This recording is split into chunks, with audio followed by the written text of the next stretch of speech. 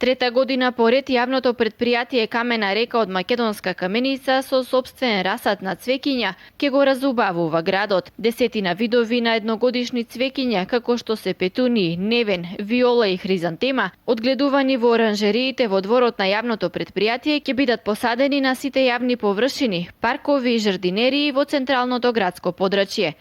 Оваа година временските услови дозволија сезоната на сеидба на пролетните цвеќиња да започне порано, што ќе го порани и расадувањето на зелените површини. Оваа година, благодарение на поволните климатски услови, веќе сезоната е во тек и е почната.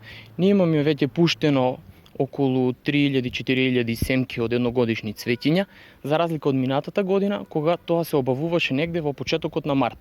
Оваа година, 2 недели порано ја стартувавме сезоната, имаме 2 сезони.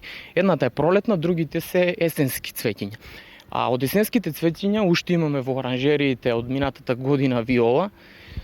Имавме есента, имавме негде околу 4000 броја виола, ги посадивме на терен, некои уште имаме во оранжериите, сега ќе ги изнесеме на терен. А во пролетниот дел исто така 10 до 12.000, што можеме да кажеме дека заокружуваме сезоната со околу 20.000 цвеќиња. Во есенскиот период исто така едно од најубавите и доминантна вид на цвеќе ние, како што ја нарекуваат кралицата на цвеќето, хризантемата.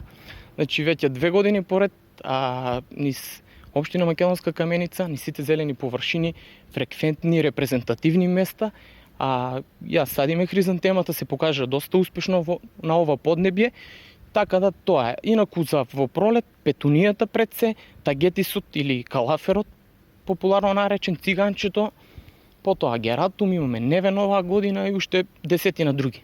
Планираме да ја разубавиме Општина Македонска каменица, со што ќе оставиме еден цветен белек во Источна Македонија, како што впрочем тоа го правевме и низ годините на нас. Инаку Македонска каменица ги има најубавите зелени и цветни површини, а доста атрактивни се и цветните кукички, активност што јавното претпријатие започна да ја реализира од минатата година во соработка со локалната самоуправа.